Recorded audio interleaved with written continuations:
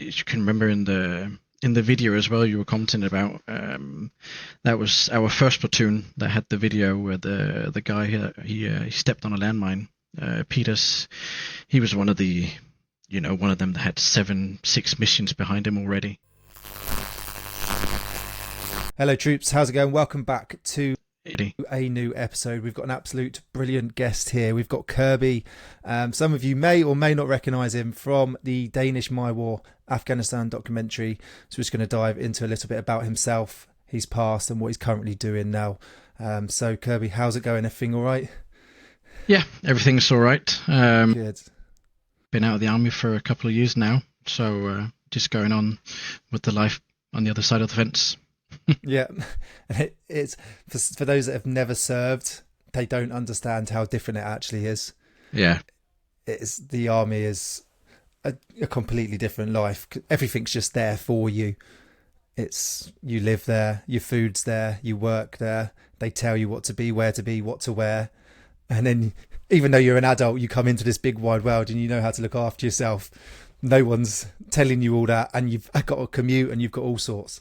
But yeah, how did you end up in the military? Was it something you've wanted to? I know obviously there was some form of conscription, isn't there, within Denmark? But is it something you've always aspired to do? Yes, I actually volunteered back when I was 18. I'm actually, you probably didn't know that, but I'm a British citizen. No, I didn't. Okay. Yeah. So I wasn't able to, get the draft like everybody else and go in and draw a number and everything. So I had to volunteer, and since I was 5 years old, all my males in the family have been in the military serving, and okay. My granddad, he was in the SAS. I have a cousin that's with the Danish frogmen as well. Wow. So I have a family, a long line of military people, and I obviously just went down that road. I had nothing else that I wanted to do. I feel I can't really speak on that because apart from my granddad and beyond, no one close to me was in. So literally all you knew. And people don't realise it when you go into the army. Generations really are in. The amount of people I met that were in, they were just like, yeah, my dad was in, my granddad was in. So it's a very common thing. But you had his granddad was in the SAS and uncle in the Danish frogmen. Yeah, you said. Oh wow, yeah. That's impressive. So yeah, everybody's been in. My other granddad, my Danish side, he was a major in the army, and my dad was an officer in the navy, and so yeah, everybody's been in. Yeah. So this is literally the only route you were going. Yeah, yeah. There wasn't a choice. And how does it work? Sort of. I've looked quite a bit into conscription now, especially with all the talk in the UK. I've done a few videos on it. How does it? Let's just explain how it actually works in Denmark with getting a number, and then the other side of volunteering. Just for those that don't understand. When you're 18, you get pulled in by the army for something called a session. So you go in and then you draw a number. And then if your number is within the bracket of serving, you go in and serve. But if it's under or above, you don't serve. Then you're allowed to escape it. Yeah. It's just like a bit of game of roulette, really. It is, really. You just go in like one of these tombolas, and then you draw a number on it. And then you just hold your breath when you open it. No way. Yeah. I didn't know that. I thought it might have been similar to Sweden's, where they go in and they assess you, and then they sort of pick the fittest and the best, most suitable that they believe is the most suitable. But it literally is. No, they do. They do have a physical with a doctor and everything that assesses you before you draw the number. But but you draw the number to see if you get into the bracket or not. And if you want to join, you can do what you did, is basically volunteer. And what's the minimum service you had to do? Isn't actually a minimum service. The contracts are a bit different than in other countries. You sign a contract, the starting contract, well, when I started, for when I turned 35. That was when the contract ran out. Okay. And I could decide if I wanted to stop before that. So it was only for my advantage. There was a job security until I was 35, but I could do it before if I wanted. So there was no minimum terms, as people could leave after 2 or 3 years? Yeah. Do they find people leave after 2 or 3 years, or the way they've got it, it works out quite well for them?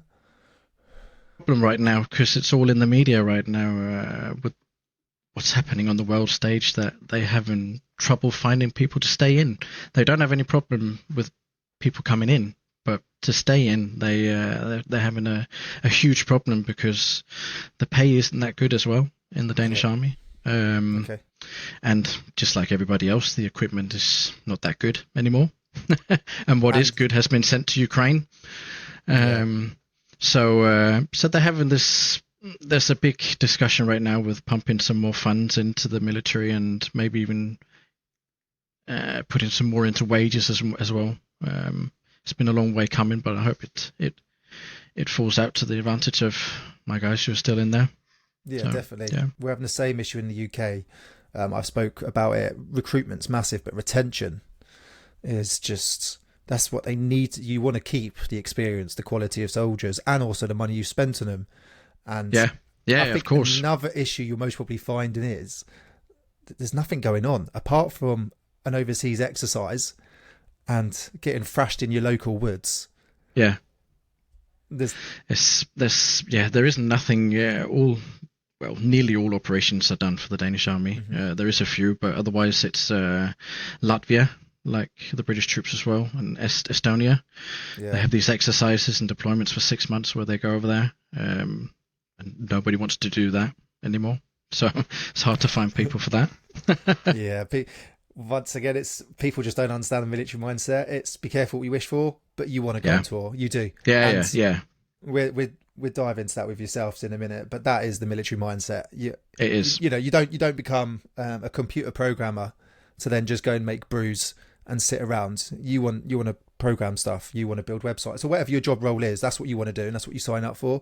And if you join the infantry, you want to do infantry stuff. You want to run around, exactly, shoot things, and see the world.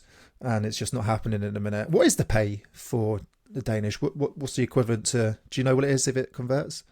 It's been up in the media right now that certain soldiers have put their paycheck on the news so people could see it. Wow. And there was basically no difference from one person that's been in 1 year and one that had been in 17 years. Honestly, that shocked me. Yeah, and it was, I think it was something like 16 or 17,000 Danish kroner on their account, and that's something like, what's that, £1,600, something like that. A month. Yeah. So that's what they're getting. Yeah. Even for someone that's been in 17 years. See, I thought Denmark. I feel like you're quite a switched-on nation. Yeah. If you go up in the ranks, you can get more, of course, but this is like. Your sort of privates. Yeah, if you have your privates from 1 year and then in 17 years you could still be a lance corporal, for example. So can you? That's very unheard of in the British military. It happens, you can still very unheard of. Because the structure is a bit different. You go to school for the sergeant only if you want to, and so you can stay in the private ranks for all the years you want. Yeah. Okay. And what was it you sort of finished? What rank? I finished as a corporal. As a corporal. So you didn't go to sergeant school, but you... No.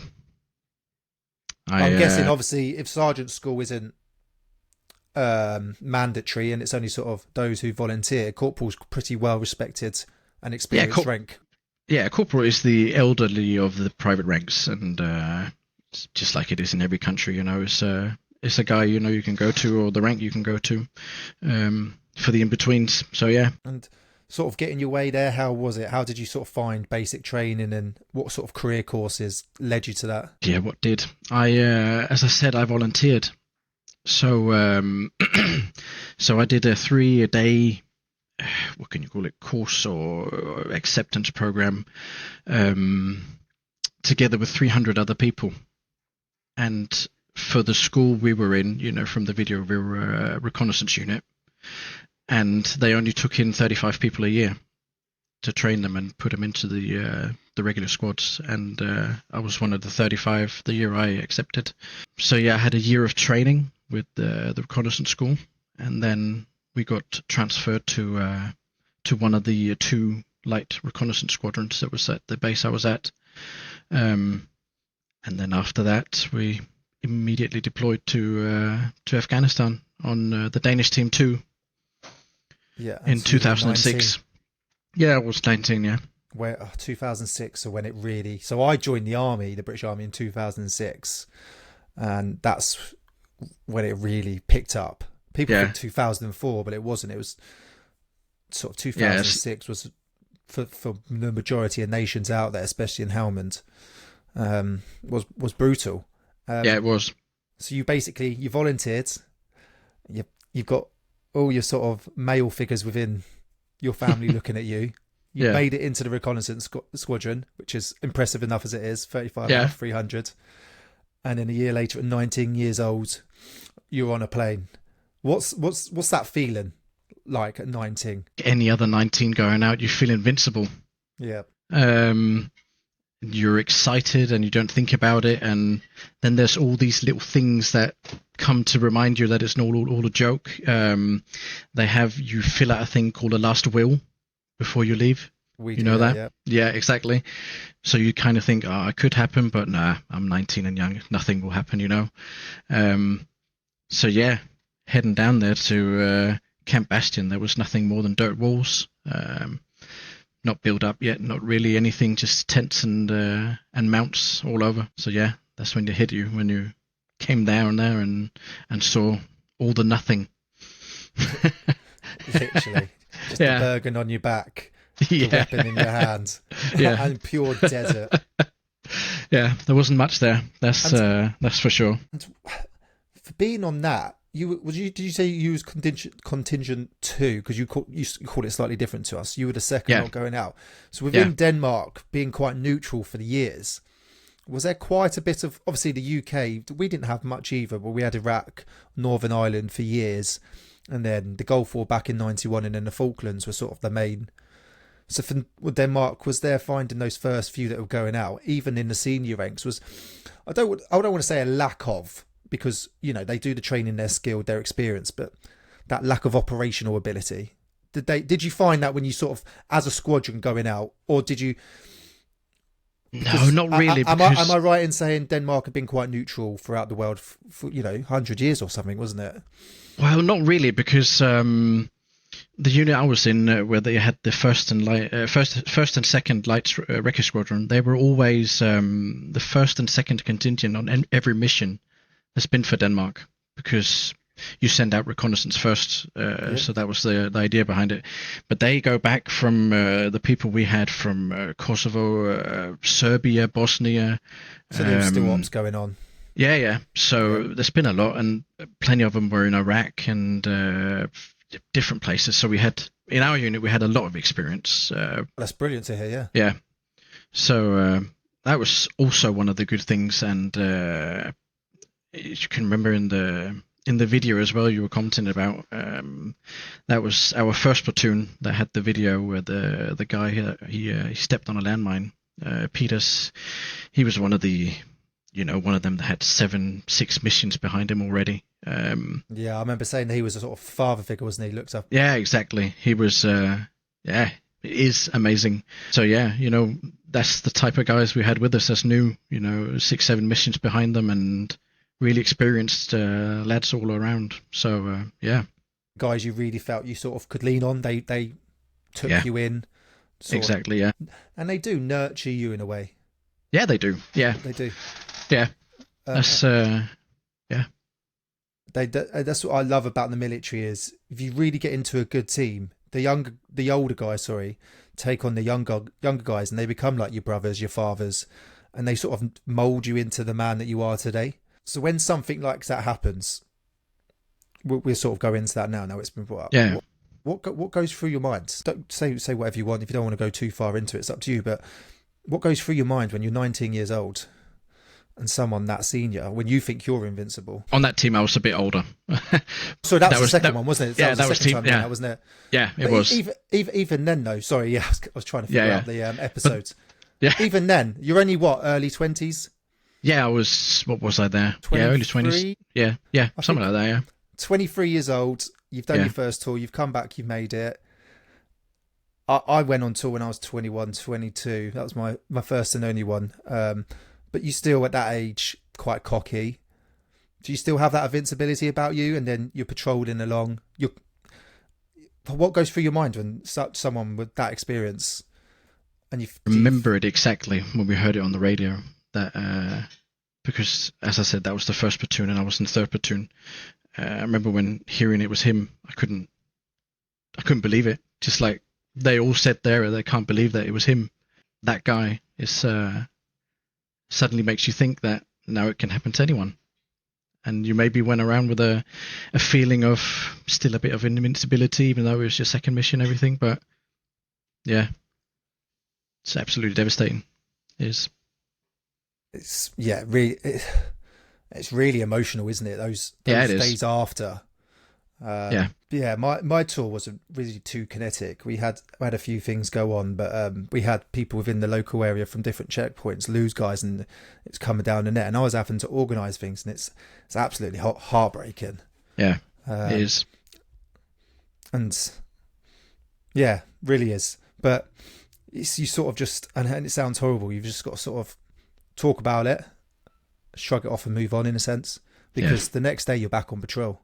Yeah, exactly. And how did you cope with that? How did you go from going out on patrol? I know you weren't on that patrol, were you? But you hear it come down the net, and then you've got to go. I've got to walk out those gates now, and that mine is a few hundred meters away, or IED, because it was close to the camp, wasn't it? That's what they were so shocked you at could as see well. you could see it from the camp, and it was a patrol base called Barrackside, and we were out there as well after them and before them. I can't remember what it was, but how far was it? 200 meters away, we lost a guy as well.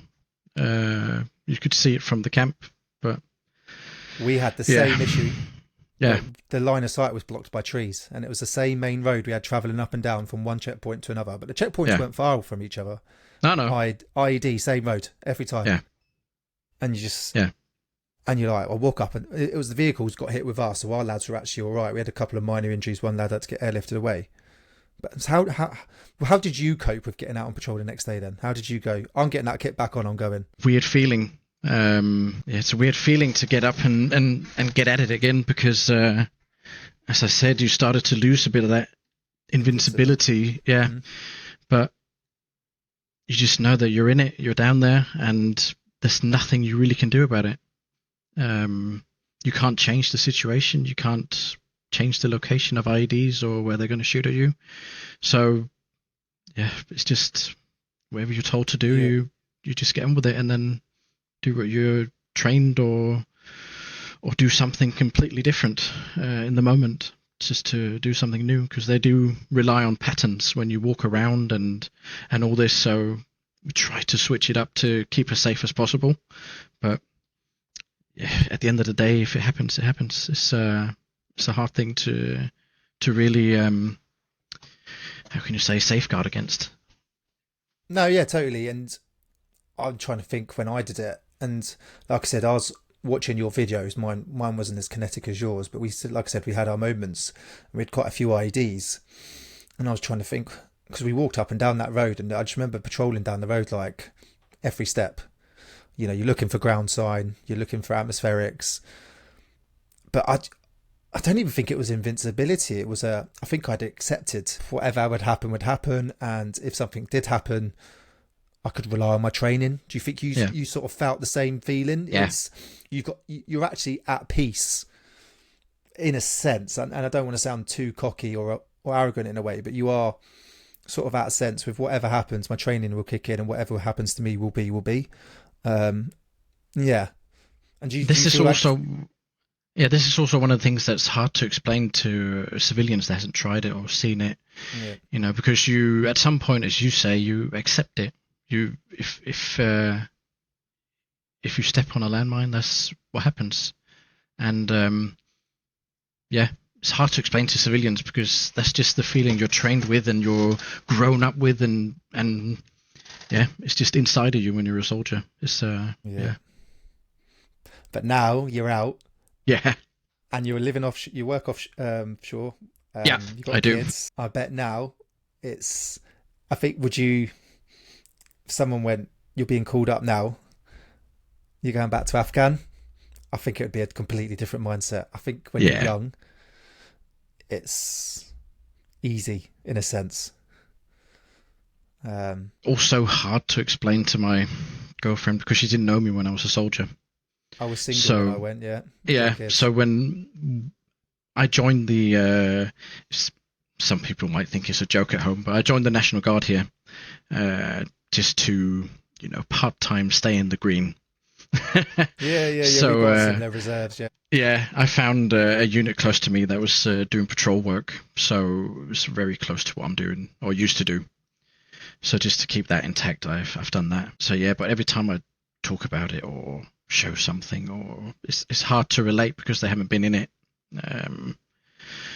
Yeah, we were actually just I was home with my mum and dad today, and they've always been, how can you say, my dad's been my backbone through the whole military career, and my mum has been like the worrying type. So whenever I phoned home, I talked to my dad, and then he could kind of process the message down to her, so it wasn't so how can you say, aggressive or something. Yeah. But yeah, we were just sitting talking about. I had to talk to you, and we watched some of your videos just so they could see what it was like, and then we started talking about it again. But it's easier to talk with them because they've been with me from day one, and it's not that easy to talk with friends or girlfriend or anything that hasn't got that, how can you say, experience with me. No. And how was it? And I was actually blown away because I've actually someone else, quite a few of you commented, and they've done all right on views. A good few thousand. I was really blown away that you've actually watched it and commented and you've come on. So honestly, thank you. You're welcome. What was it like watching that back? Like, because some of those contacts were heavy. Yeah, I could only. The most of it was from the first platoon they show there. Yeah, but I remember everything, and yeah, it does. Remember you being in similar situations when watching it.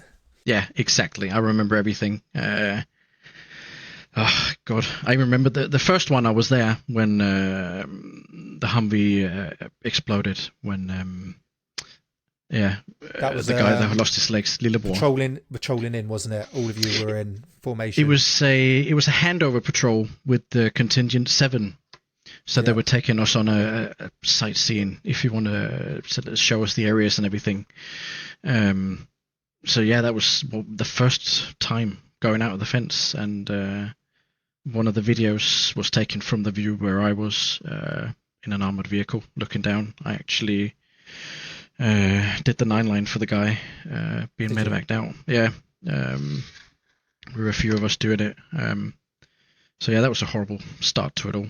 But yeah, when I see it, I remember everything. What did I do when that happened to them, and what happened to us, and everything. So everything stays with you in some kind. So it doesn't take much to just look at a video, and then everything just comes back to you. It's a funny thing. Yeah, and how did your mum sort of find actually watching it and going, oh, that's what was going on with my son? Yeah, on a day-to-day basis. That was fun because, well, not fun, but because, as I said before, my dad gave the information a bit lighter than I told them, and now she was watching some of it and said, "Oh my God, is that what happened? And is that, oh my God?" And she was like, "Yeah, but luckily not anymore." Yeah. Yeah. It's just mad, isn't it? It really is. And do you still sort of in contact with the guys? Yeah, a few of them. We're out there with, yeah. Yeah, a few of them. Well, sort of as hard time to goes stay by, in touch when you leave, isn't it? Yeah, it is. You fall apart, but I have a few we talk to, and still, like, you never left. You can just call them or write to them. But it was funny in the comment section where a lot of guys wrote in. Our engineer wrote in, and one of the guys from the video, Steelball, he wrote as well. He was in there.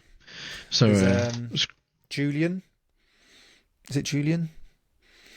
I might be pronouncing that wrong. It's but yeah, we've been chatting as well.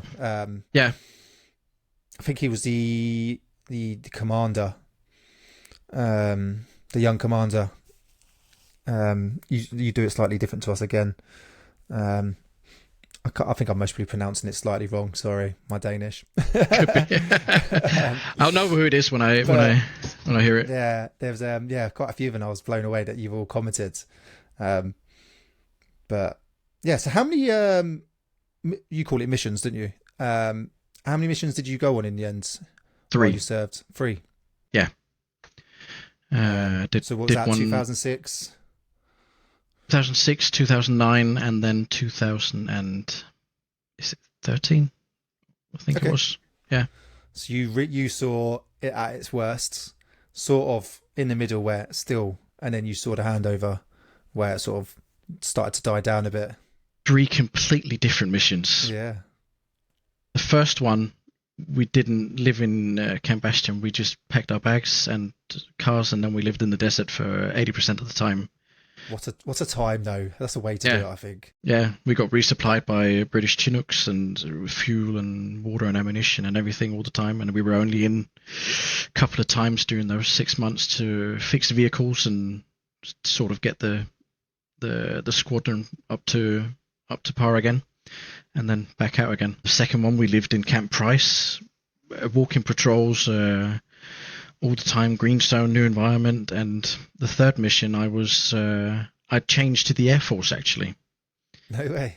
Yeah, for the last 2 years, I changed to the Air Force. They had a security forces unit that does all this flyaway and SEER and combat search and rescue and aerial medevacs and all different kind of things. So I switched to them, and then I got the most boring tour as a as a flight chief of a multinational unit from doing protection of the Kandahar airfield. Kandahar, you up in Kandahar? Yeah. Okay. Yeah. So yeah, not much out of the base action, but a lot of indirect fire. So yeah, 3 completely different missions. Yeah. And I bet it's hard to say which one you'd actually rather go on, because I think they've all got, even though the first one was most probably in the second one, they've got their times. It's 3 completely different experiences that you cannot compare, I don't think. No. Like leading a multinational team with medivacs, etc., is a whole different ball game to just being on the ground recce. Yeah. Hard routine, pretty much not washing, not shaving.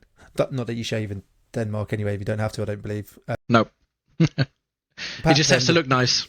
Back then, the Brits weren't allowed a beard. No. So, yeah, very interesting. And did you say 13? Sorry, I'm trying to work out how long you served in the end. Sorry. How long did you, I don't think you served. I served 11 years. 11 years, and you finished as a corporal. Yeah. And do you want to talk about what you do now? How's it going? No problem. You've can you talk about it? I know you work offshore. Yeah, that's no problem. So what is it you do now then offshore? I'm actually an offshore scaffolder. So just build scaffolds. Yeah. I have a friend that has a company that builds scaffolds offshore and he's for years been begging me to, well, not begging me, but he's asked me to see if that wasn't me, because he thought it would be me. Being away for 14 days, I could easily handle it. Some people can't, but I tried it before. So he thought I'd fit in. And so finally, after many years of him asking me, I said yes. And then, yeah, that was my life now. And I'm so happy about it. It's, yeah. Good setup. You know exactly what you're doing. 14 days and then you come back. Yeah. 3 weeks, did you say? Yeah, 3 weeks, yeah. What a little rotation that is. That's nice. That beats going on exercise for 4 weeks, 6 weeks, 3 months, coming back, sorting out your shit, sorting out your routine, then doing some crap around camp and then going away again. Yeah, exactly. For a lot less pay, most probably. Oh, yeah, very less. Much less. Yeah. Yeah. And how long have you been doing that, sorry? Just about 2 years now. 2 years. Yeah, I had a hard time after coming out finding my niche, finding what I wanted to do. I know a lot of people have that as well. Yeah. So I spent the most of my time being a manager in the nightlife discotheques, and it was something that was always happening, and I liked that. So I did that for many of years. Then I thought, well, I better settle down now, and I'll try and work in a supermarket as a sous chef, and that didn't work out. That was too boring. So this is the right amount of time away from home and time at home, and yeah, I just enjoy what I'm doing now. Should have done that years ago. Yeah, definitely. And do you find you're a little bit less now, but you've gone through the nightlife, you tried the supermarket, you said it was boring. Is it that adrenaline rush? It is. Do you miss it? Yeah. Do you still miss it? I know I do. You obviously did in that part. You still do, do you? Yeah. It's not like I need it every day, but you know that something happens sometimes and something new happens sometimes. So yeah, that's also why I got in the National Guard. You know, I missed having a weapon. I feel naked all the time. Yeah. So yeah, totally. I can still look for mine sometimes. Yeah, exactly. I'm missing something. Yeah.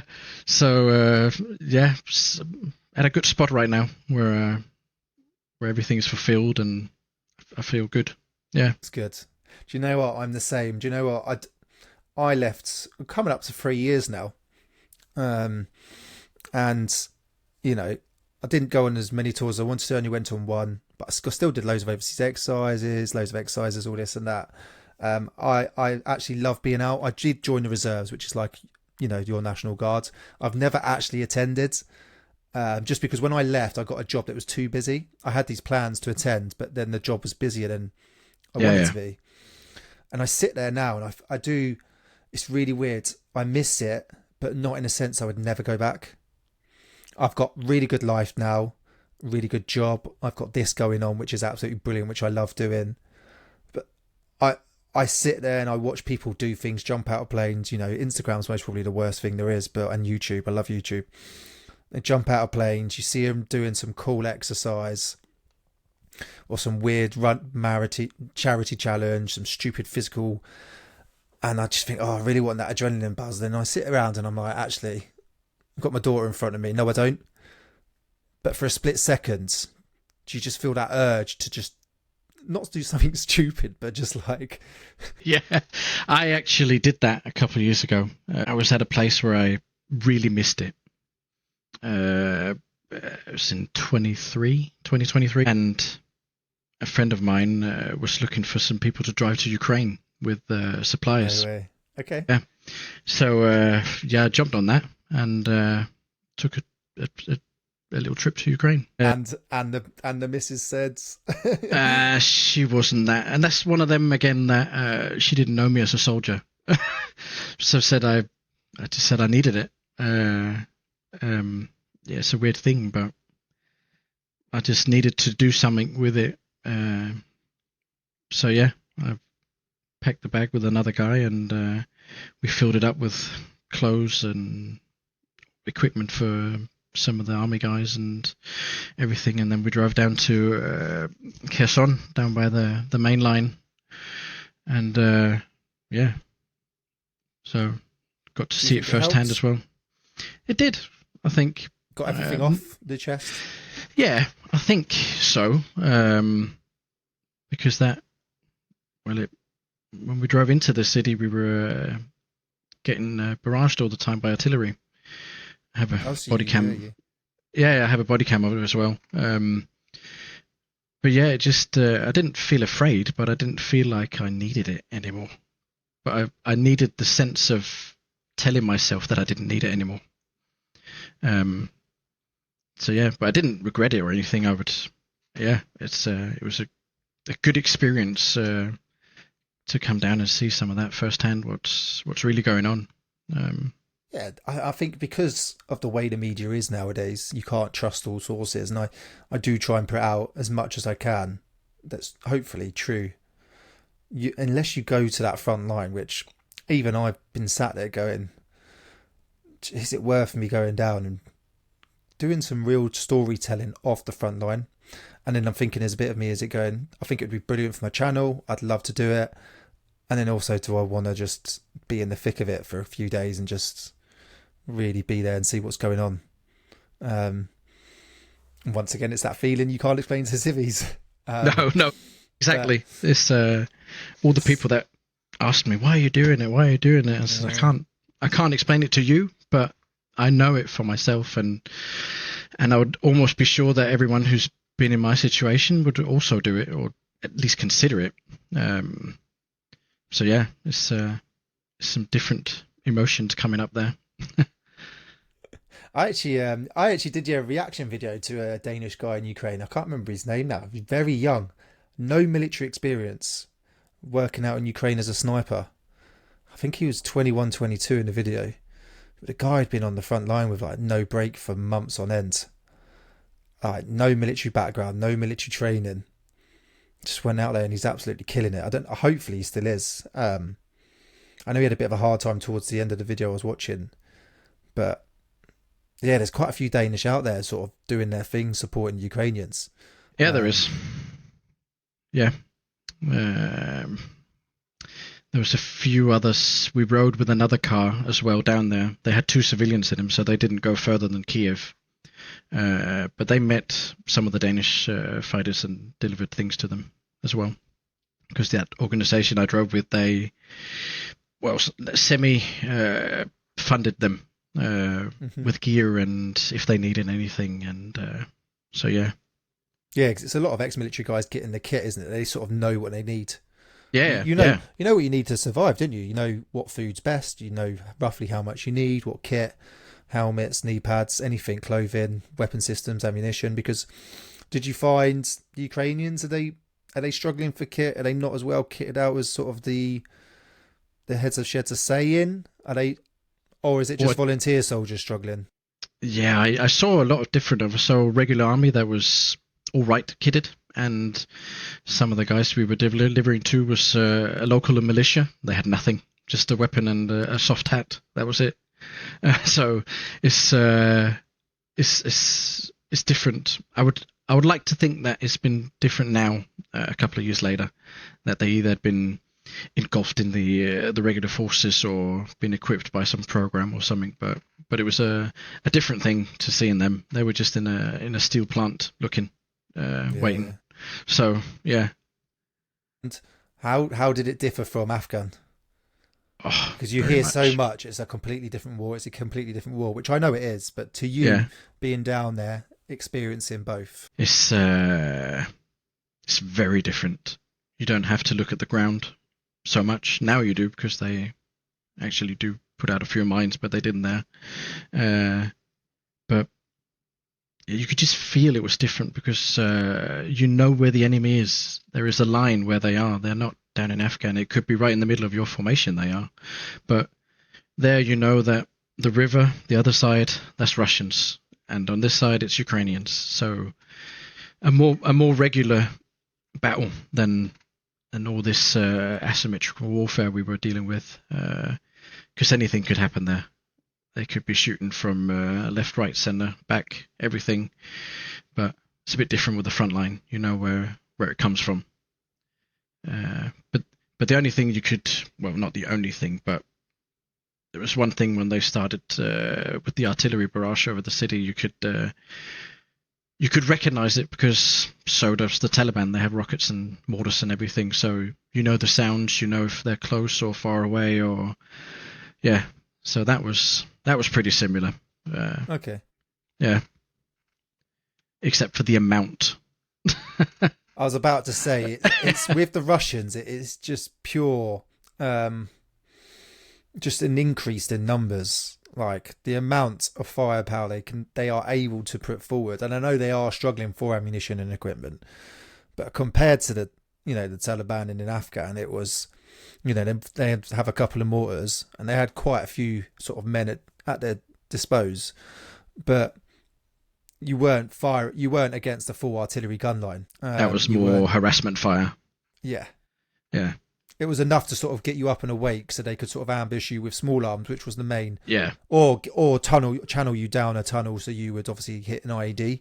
There wasn't really much from mortars, was it? I can only imagine what it's like being on a front line on the opposite end, because I'm an artillery background and then I was reconnaissance, so I transferred over. So I know sort of how the artillery gun line works. We've done experiences where we've been in trenches, we've called in artillery firing close to sort of give the infantry guys that feeling of what it sounds and feels like. And when you've got 6 to 12 guns firing at you in a barrage, it's frightening. Yeah, The sounds of the rounds coming overhead. Like you said, you know when they're close and you know when they go silent. It has very specific sounds when you're in the receiving end of it that makes you tell about it, where it is or where it's coming from. Or it's hard to explain when you have to say it, but yeah. Much threat from drones in that area? Obviously, drones have been... No, not there. Okay. The front line wasn't that far away. It was divided by the Dnieper River, and the city was on one side and the Russians on the other. But at that point in 23, it wasn't. It was on the rise, of course, but it wasn't like it is now. It's you can't walk anywhere when you see the videos, and there's drones everywhere. That's how I imagine it right now. That it's frightening. It's like the IED threat all over again, but from the air. Yeah, exactly.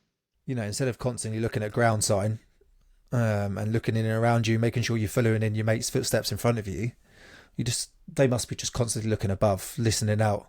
And the problem is they just can't hear him when they're at a certain height. I've got a little drone I play around with, and once it goes above a certain height, and even if you can hear it, it's so small, you can't see it. It's so hard to spot. Yeah. And I think I'd hate that more than IEDs. I think because as you're walking along, as you're patrolling, your natural instinct is to look forward and look at the ground, not to look up into the sky from a really small threat that you can't really do much against. I know they're trying to shoot him down, but yeah. Must be terrifying. Yeah. IDs from the sky. That's a good one. It's pretty much what it is. Yeah, it is. Yeah, that's true.